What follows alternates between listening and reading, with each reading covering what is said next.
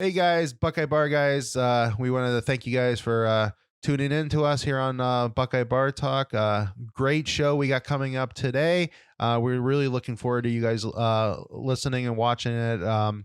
But just wanted to remind everybody, just remember to subscribe to the channel, hit the all notifications bell, and that way, anytime a new show comes up, you guys will be alerted to it. And don't forget to like the video and comment on the video. All interactions with us helps us continue to grow, and we appreciate your support. Now to the show. Welcome back, everybody, to Buckeye Bar Guys here on Buckeye Bar Talk. I'm Mike. And I'm John. Tonight's date is Monday, July 3rd, 2023, 4th of July Eve. So wanted to get a podcast done. It's been a minute since our last one. Both have been very busy with different things, and finally got some time to finally get a podcast in. Got a lot of different news that's hit over the last several weeks that we wanted to hit tonight. First we're going to start with recruiting, as we've gotten 5 commits, 1 from 25, 4 from 24 over the last several weeks, and kind of then want to take that into NIL. There's been some talk that Ohio State's finally starting to get their footing in NIL, and it seems like maybe proof's in the pudding on that one. That it seems like that, especially with the commitment last night, that we could maybe really be seeing maybe that Ohio State's finally come to the dance when it comes to some of this stuff, which now bodes interesting for the rest of the country. We've always said if Ohio State could get it figured out, there's a lot in the city of Columbus and a lot with alumni partners and different things like that they could be a real force to be reckoned with if they really got it figured out where it fit best with the Ohio State ethos and the program and stuff like that. And then we're going to talk about the schedules. The schedules came out a couple weeks ago for 24 and 25. So we wanted to kind of talk about that. It's a little weird how they're doing it. I think we both have kind of some opinions about, these 3 games that will definitely be scheduled every year, but they're not all the same teams. And I don't know. It's kind of weird. It seems like the Big Ten always... they always have to make something just a little extra difficult. It's like, when they first did Legends and Leaders, and so I could kind of see probably where maybe this will end up going away in a couple years. But who knows? It just seems like it's just kind of something that, is something weird that they threw out there. So we'll discuss that. But first wanted to open up the show, like we did on our last show, talking about, the annual scholarship dinner for the Wadsworth Youth Football program, where they give a scholarship out every year to I believe it's 1 male and 1 female, an ex-football player, ex-cheerleader that came up through the program, according to their website. The dinner is coming up on hold on, Ed, right here, Friday, July 14th, 2023. At the Galaxy in Wadsworth. Doors open at 5:45 and dinner's at 6:45. Tickets are $40. I did check to see if the tickets were still available. You can still purchase some online. So I think that they're still, it seems like that they're still good to go. This year's keynote speaker is Jerome Baker, ex-Buckeye, plays in the NFL with the Miami Dolphins. And they got an auction where they have tons of cool items up for auction, different sports memorabilia and different experiences and stuff like that. And obviously it's for a good cause. Anytime we always look at it, anytime we can give any time towards a good cause, especially when it deals with high school sports in the state of Ohio. It's in youth sports that it's a big thing. That's very ingrained in the communities here in this state. So it's something. Obviously, we both came from high school and youth sports, in our childhood. So very important to us. So wadsworthgrizzlyfootball.com is the website, and you can go into the drop down thing. We're under events. I believe it's under events, but let me just double check. It's under fundraisers. So in the drop down box at the top, it says fundraisers, and go down to scholarship dinner, and it will show you where to go sign up for tickets. So yeah, very good cause. Definitely something when they kind of reached out to us to mention things that we were definitely happy to do. So obviously, like I said, it would be auction with some different cool things up for auction. They've had some from different signed jerseys and various experiences and signed memorabilia from what I can see from past years. And they always have a good keynote speaker. Jerome Baker this year, they've had Trussell there in years past. I've seen Bernie Kosar in their pictures. So, Joe Thomas. So they obviously, people that are very ingrained both in Cleveland sports and in Ohio State sports, and Northeast Ohio sports. So definitely a good cause, and definitely something that we recommend if you're available that night on July 14th and, wanted to go see something, do this. Definitely recommend it.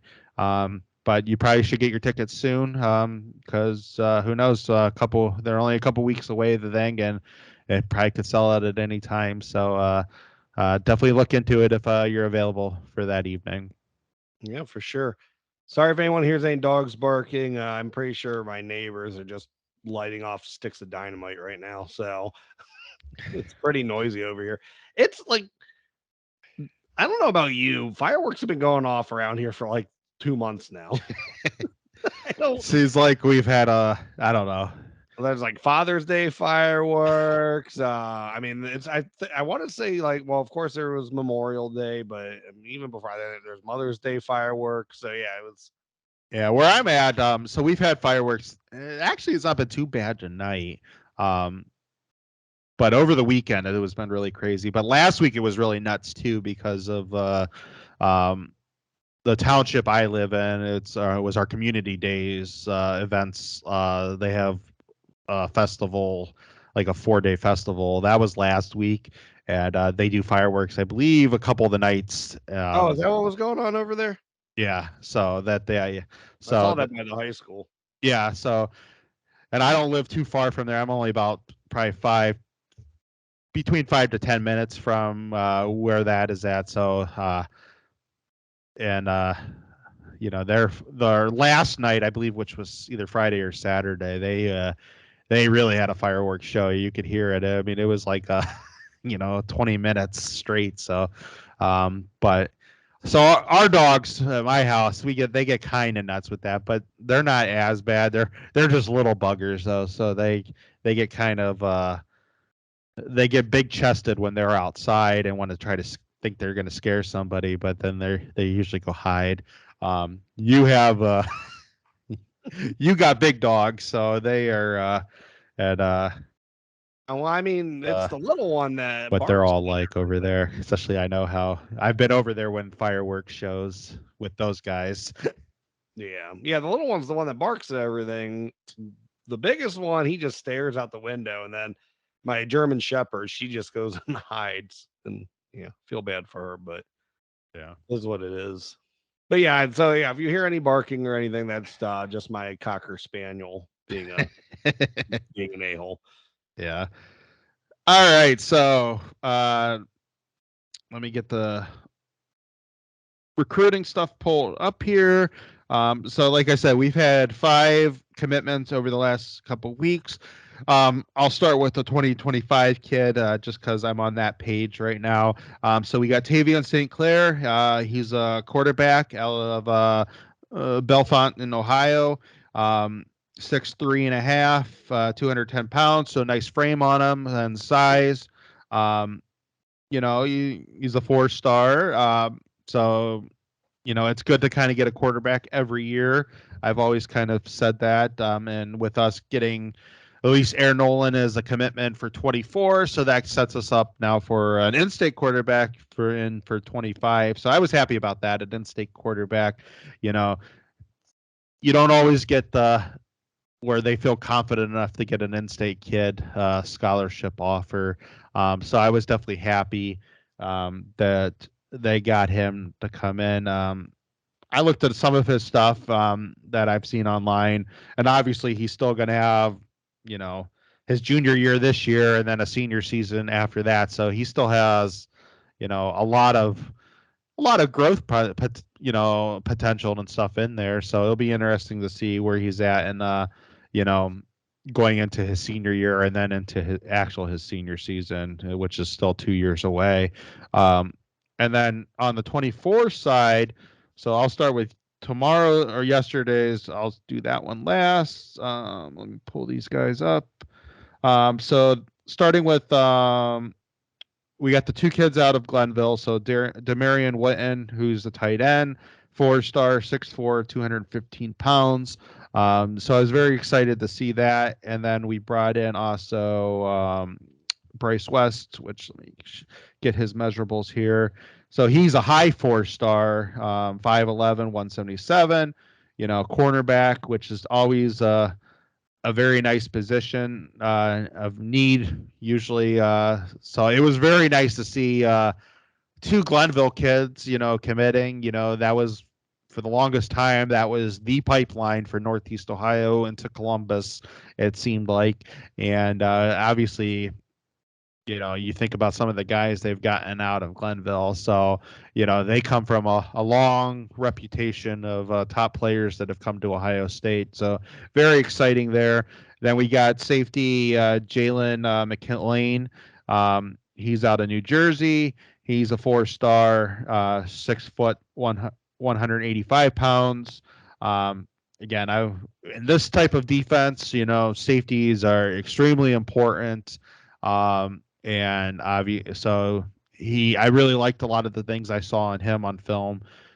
He definitely seems like you know, a potential to be a really nasty player out there. So I think that, you know, looks very good for the Buckeyes going forward. And then kind of you know, this one came out of nowhere last night, you know, 6'4", 310 pounds, 5-star, Justin Scott out of Chicago, defensive tackle.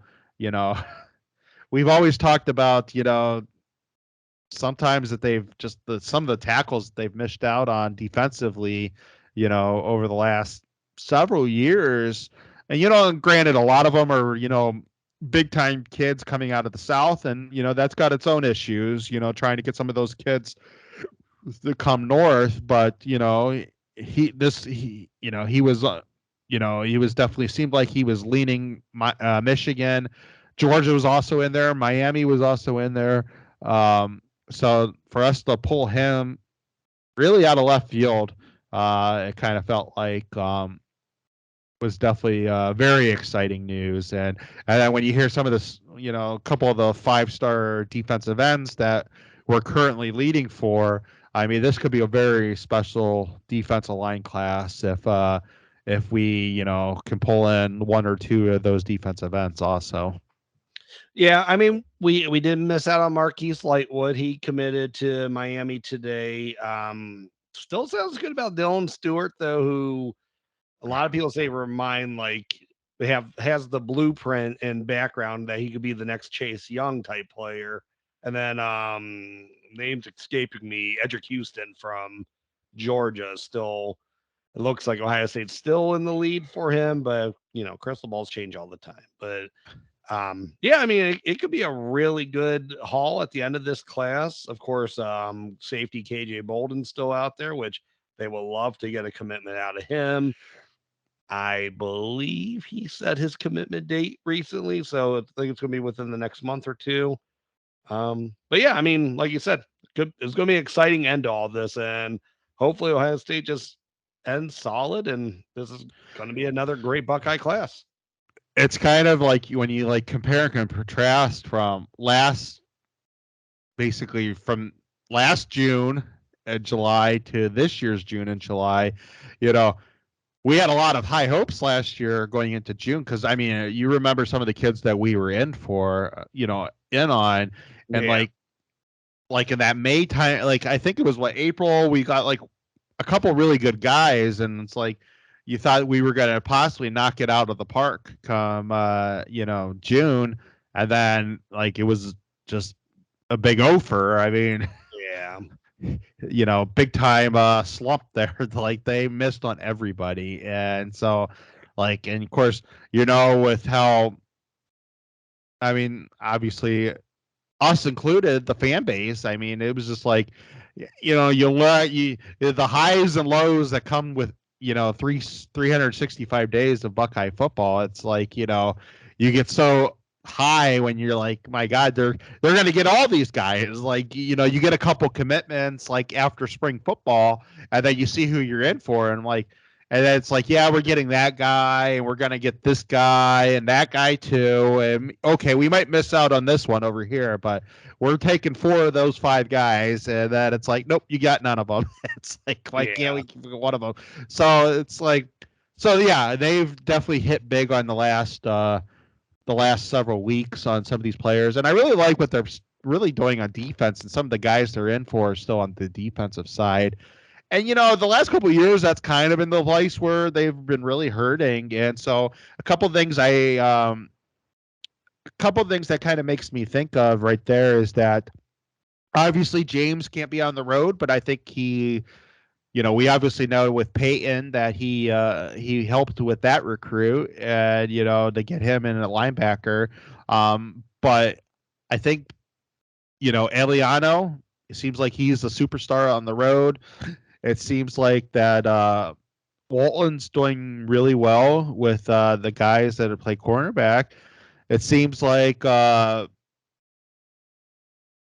might be a little rejuvenated right now. That and it seems like I think people are feeling comfortable with Knowles' defense enough that they're giving him that after a year seeing the defense. And I know we all like to dwell on the end of the season stuff, but it was still a vastly improved defense than it was the previous season, and I still think that it can only go up from where it's at. So, I think there's more comfortableness with how the defense is looking under Knowles. So I definitely like what I'm seeing on the defensive side in the recruiting, and obviously with offense, they're still in the offensive. I mean, you see some of the guys that they pulled in between Aaron Nolan, the couple receivers they got, James Peoples at running back. So I mean, they're still recruiting fine offensively. Like there's no worry there. But it's definitely nice to see that the defensive side of it might be holding up right now. Yeah. Yep. I mean, you just want to see Justin Fry kind of crack the code on pulling in a 5-star tackle, something like that. Of course, he's recruited a solid offensive line. So I'm not going to say like he's failing or anything like that. I'm not going to make any bold, outrageous claims, but you really would love to see him just like seal the deal on, Brandon Baker that's out there. And I heard he's doing very well with them. And if I'm not mistaken, I think he's a modern day kid, I believe. So, I mean, that would be huge if you could close a modern day, the top offensive tackle in the country. Yeah. Yeah. I think he is. I know he's come out. I can look it up real quick. Maybe. Hold on. I'm pretty sure he is. And that if you get an in out there in California, yeah, modern day. Yep. Yeah, if you get an in out there, I mean that's huge for future classes because that's as good as it gets in California. And if Lincoln can get USC on the right track, which I think he is. I mean, they were good last year, so we'll see. We'll see how they do post, Caleb Williams after this year, but I don't doubt that they'll keep doing well. Just he has to make that choice eventually to get rid of Alex Grinch because he'll never get over the hump with him as a defensive coordinator. It just we saw here for 1 year. I mean, we thought I don't think we necessarily thought he was going to be a savior or anything, but we're like, oh my God, we got this young guy. He's from Ohio originally. He's going to be a stud recruiter. He's going to be great on the field because he worked with Leach and he was, got the most turnovers in the country or some crap like that. And he was going to take them to the next level in that 2018 defense, which is awful. So he's shown that he's the same guy as he was that year, every year he's been with Lincoln. So I think, he has to really look at himself, Lincoln does, and make that hard decision that Alex Grinch is not a, big time winning defensive coordinator. I don't know if Lincoln has that or not in him, but we'll see. Yeah. Yeah, I definitely agree. Yeah, no, if Frank's the one thing, excuse me, cutting you off, but the one thing I will always give Ryan Day credit for, because I think a lot of people look at him and Lincoln kind of almost in the same light that they're like glorified offensive coordinators that maybe got a promotion too early for big programs. And at least, Ryan Day has shown that he will make those hard decisions. Like if he needs to revamp his defense, he has never hesitated to make moves on his team. Where Lincoln's just kind of like, oh, I'm going to figure this out, how I'm just going to outscore everybody. Yeah. It doesn't matter what's going on in defense. And eventually he's going to have to make that decision like, hey, we got to play better defense. I mean, just real quick on the whole Lincoln Ryan Day thing. It's just something, I mean, I've said this before, but just to reiterate again. And yeah, this is an Ohio State podcast. I'm very, obviously I'm very biased towards the Buckeyes, but I mean, I've given my fair share of criticism to Ryan Day. You can listen to some of our past episodes, especially after the Michigan losses. I mean, trust me, I've given him my lumps when I felt like he's deserved them. But I don't. This whole Lincoln Ryan Day comparison, it makes no sense to me. I'm sorry, I don't see where they're comparable to each other. I mean, Ryan Day's made. Regardless how many playoffs Lincoln's made, I can't think of it. What is it? 2? Is it 3? I don't remember. No, but I think they got the same number. I mean, I think Lincoln's had 3. I think Ryan's had 3. Ryan's been to 3 playoffs. 3 playoffs. He lost a very tough game to Clemson. He crushed them the following year, made the national championship game in the COVID crazy year, and yeah, he got his butt handed to him by Alabama. He has to, whatever, ulterior stuff you want to add on to that because of that season, whatever. I mean, you got to live with it. You got your butt handed to you by Alabama, but you made the national championship. And then, the last couple seasons, I mean, everybody's wanted to be Georgia, and they went toe-to-toe with Georgia, and they should have beat them, and they would have won the national title. So, so I don't see where, I just don't see where the comparison is. I'm sorry. To me, and yeah, we'll find out in 2020, 2025 when they play each other, unless they play each other before that. But, I mean, to me, Ryan Day is a better coach, and maybe Ohio, but Oklahoma's had legit teams, and USC now has had a legit team, and so yeah, I mean Lincoln's had legit teams too. So I mean, I don't know. Ohio State bias. I will fully admit to that one, but I just don't see where the comparison of them are right now. That it's. I say they're both woefully behind Nick Saban, but so is everybody else. And obviously Kirby Smart, I'm putting up there above both of them right now too. But and Dabo still. I mean, he has 2 titles. Yeah, I mean, even though I think Day's a lot closer to Dabo than Lincoln is. So yeah, I think I'd agree with that. I mean, beat him head up. Yeah. Should have beat him a second time head up. I mean, it's should have. So yeah. So, all right, just wanted to kind of quickly when we're talking about recruiting. So there's been a lot of talk over the last several weeks that Ohio State has kind of got figured NIL out. We have these couple foundations now, these collectives that are kind of running this whole thing for us in that space. Getting these players, kind of the deals and stuff like that. And it seemed like there was a lot to be desired last year. and when you're kind of looking at it from just an Ohio State lens, like, you get frustrated. You see all these teams in the South that were just kind of like, okay, we've always cheated. Now we can just legally cheat. And Ohio State was still kind of playing. I think they were just trying to figure out their footing, like how's the best way to do it. And, and obviously we've lived with Gene for how many years? Gene's always been kind of, kind of a especially after they got in trouble. He's always been like, yeah, let's kind of think this one through and let's work our way into it. So they always go slow. They always, it's that, they're, everybody knows, like, trying to go into the pool or early in the swimming season when it's really cold. You always, the dumb thing to do is ease yourself in and then go in. But that's how Ohio State deals with stuff. But it is what it is. It finally seems like that they're kind of hitting their stride right now, and they figured out where they fit in with this. And it seems like that, obviously I don't take things away from the coaching staff, but it seems like that they might have something to do with some of these guys that they've gotten now over the last couple of weeks. So that's exciting because we've talked about, like I said at the beginning of the show, we've said before, is if Ohio State figures this out, they're going to be very dangerous because they're the one school that really can compete with teams in the South. And Columbus is just a hotbed of economic activity.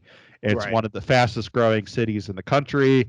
And it's a lot of these places, they don't have the benefit of having the prototypical thought of a college program and being in a big city at the same time. When you think about big cities, the pro teams are usually the ones that dominate those cities.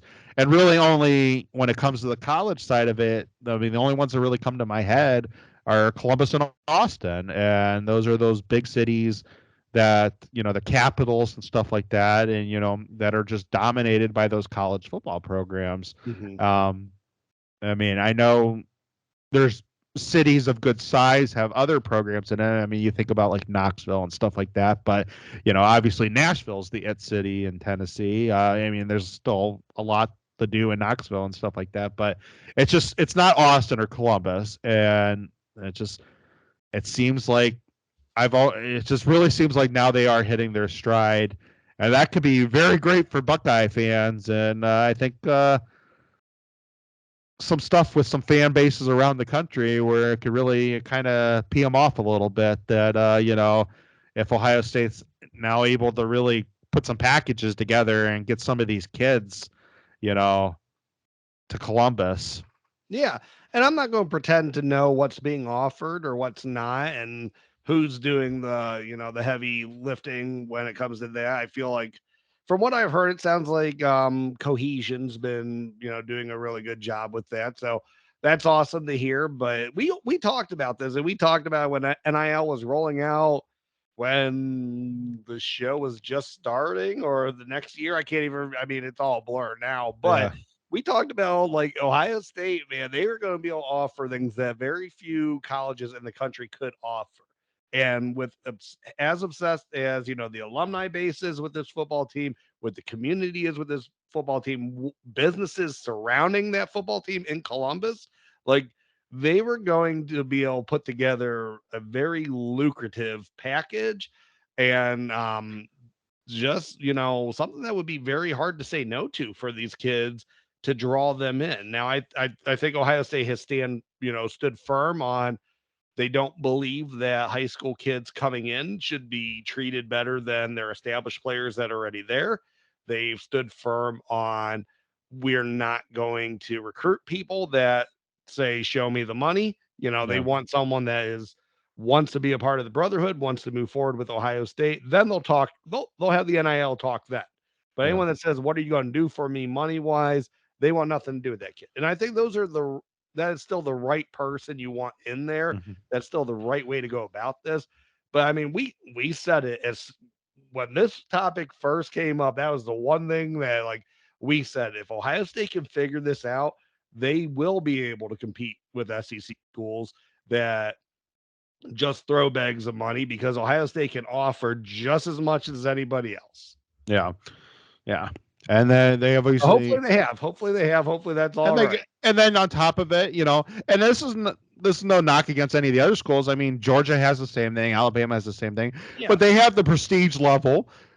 They can point to what their guys have done in the NFL, who they've sent to the NFL, what they've done in college. They play for titles, they play for championships. They're always one of the top teams in the country, so they can compete with Alabama and Georgia and all of that stuff just as easily as those teams can.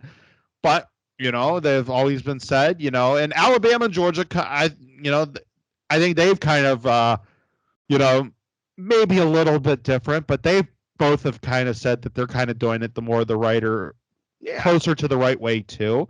That it just seemed like things got crazy there for a minute with like Texas A&M, and Miami. It was just like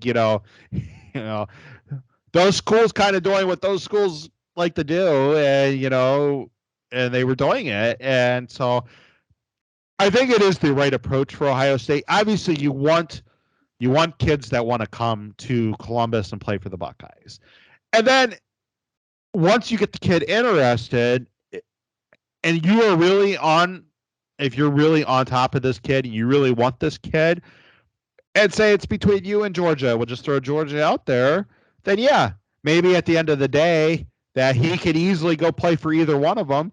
And then maybe it comes down to the final NIL deal to see, where he's going to, because he could see himself easily playing for both schools. Yeah. He likes both schools. He knows both schools are going to put him into the league, and both schools can showcase him. He's going to get the best, coaching at both schools. So, basically all things are equal. And now you come out and you see how you compete with them there. We've always said Ohio State will be able to compete with anybody when it comes to that stuff. And, maybe it's starting to show a little bit of fruition a little bit. So, obviously, we don't 100% know.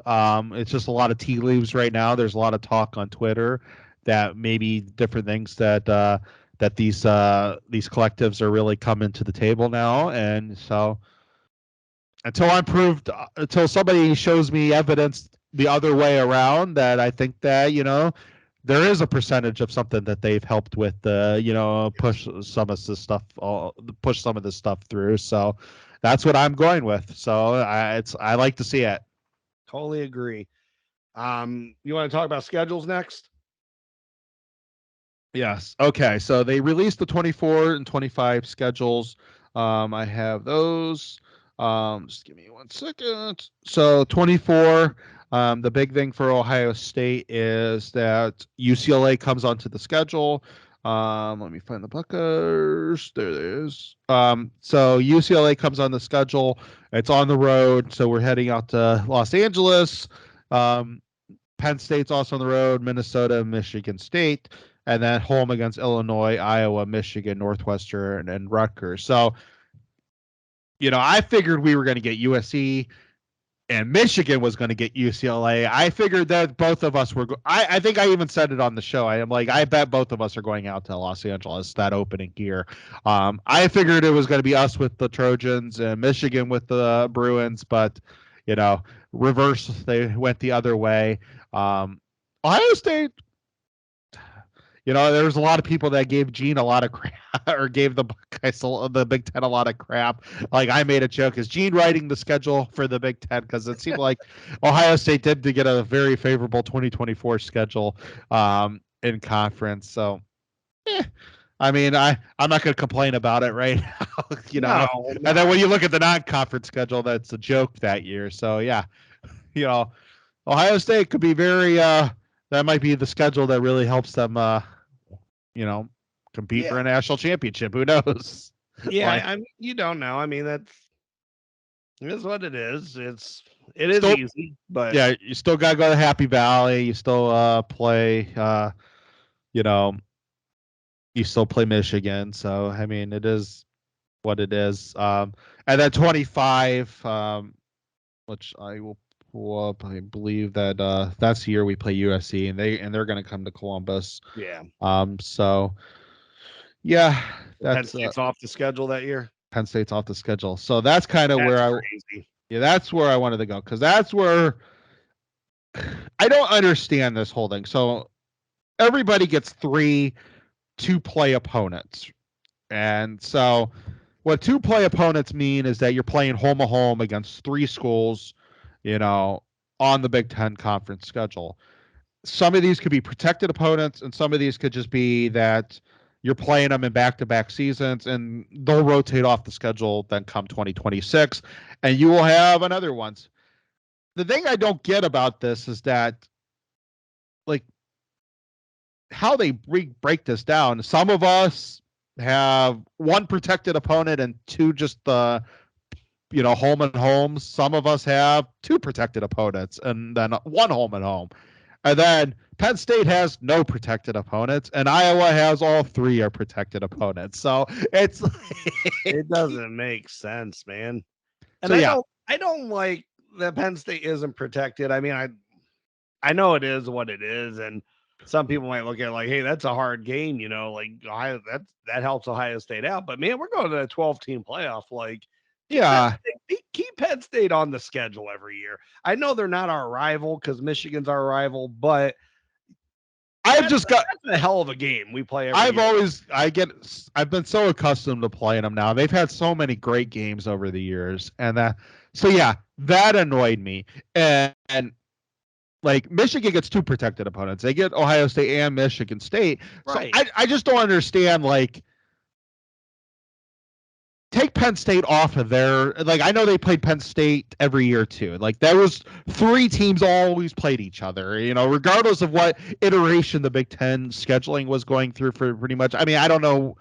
Maybe the Legends and Leaders things was a little different. I don't think that probably Michigan. I don't know if Michigan played Penn State at all, but that was only a couple seasons, right? So, because I know they were on the opposite side from us. Michigan was, and I forgot Michigan was a Legend. Yeah, but yeah, it just drives me nuts. Like, why can't Michigan and Penn State be protected opponents for Ohio State, and then we play one, every year you will play a home and home against somebody else. And and I kind of think I know why they did it. It's because it gives flexibility to Ohio State's schedule going forward. Now you kind of think about it. Well, we can rotate Penn State onto the schedule, and we can rotate Wisconsin for 2 years, and then we can rotate Wisconsin onto the schedule for 2 years, and USC could go onto the schedule for 2 years. So it kind of gives them different flexibility, and maybe you play a year where you're going to play USC and Nebraska, and you're going to have those. So it gives flexibility to their biggest draw, which is Ohio State. Everybody knows that. It's, where the most eyeballs are in the conference. But there's been some great rated Ohio State Penn State games, and I don't think Penn State being on the schedule every season is going to, do anything to affect any ratings and stuff like that. So, yep. Right. I was pretty annoyed with that. Yeah, even 2020, Penn State came back and kind of made it a little bit of a game, and that was that weird COVID year anyway, so we could write that one off. But I mean, the last 2 have been good. I mean the 16. What, you got to go back to 13 till you had a bad game? Yeah, we've had some really good games in there, and 13 was bad. I mean, we pull away in 12. 14, we got to win in overtime. Like, Right. I mean, 15, what? We went up pretty big in 15, but then we played sloppy. Is that how that went? I can't remember. 15 was okay, though. Saquon kind of went off on us in 15, if I remember correctly. Yeah. I think 15's pretty much, isn't that what kind of when? I thought we had it in. I think JT that's when he kind of settled it that he should be the starter. Isn't that right? Yeah, I think so. I mean, I don't know if it was ever really in doubt, but it wasn't a bad game. And then, of course, 16, we went up on them, couldn't put them away. They ended up beating us in Happy Valley. 17, 18, they went up huge on us in both those games, and we win by a point. Nuts. Yeah.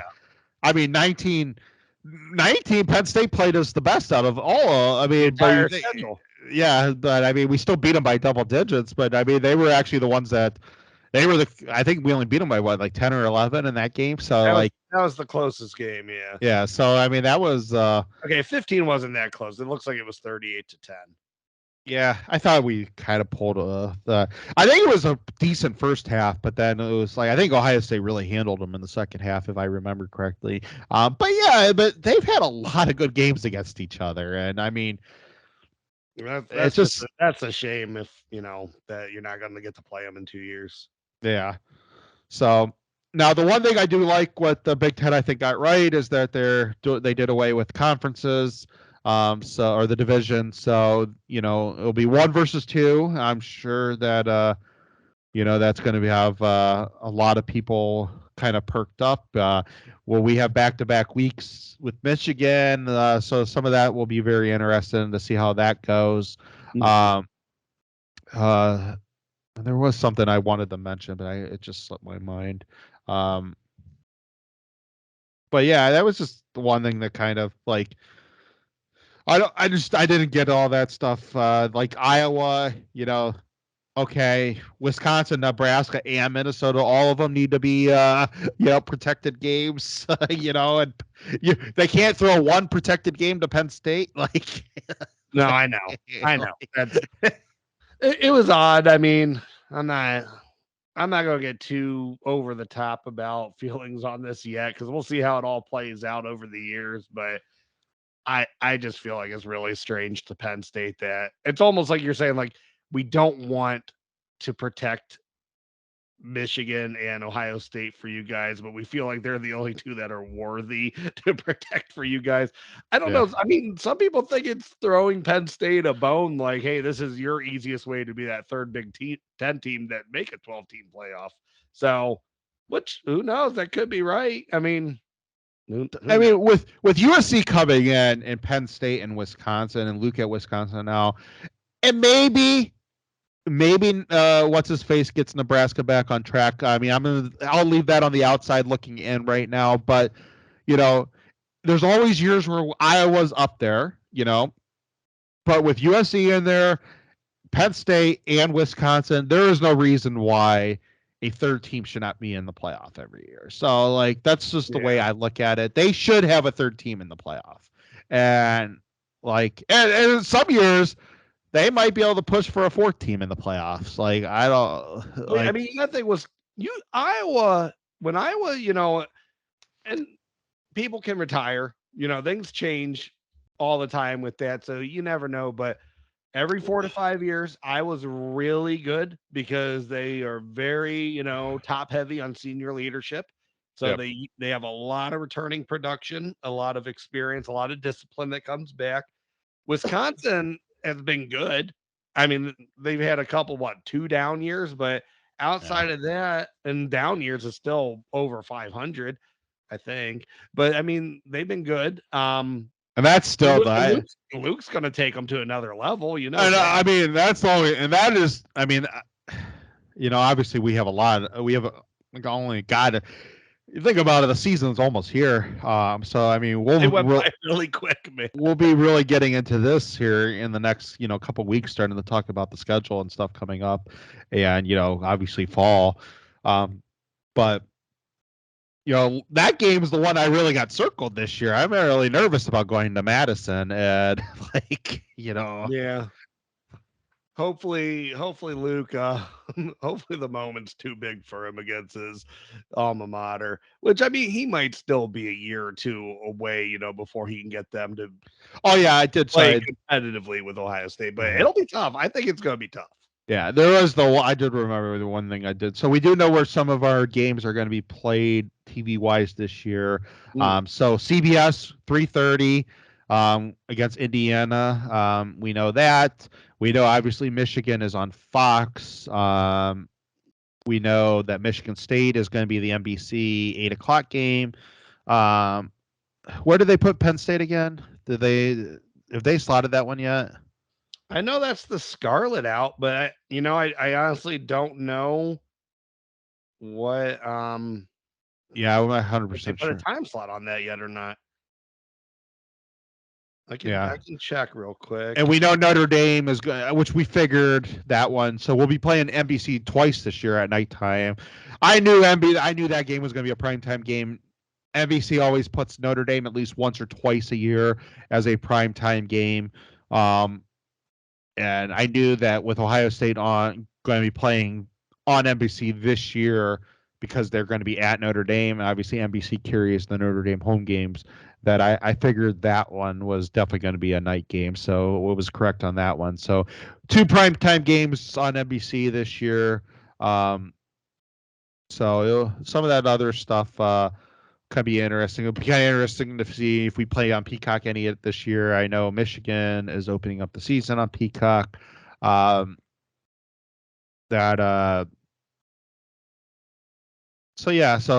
it'll be different to see where some of the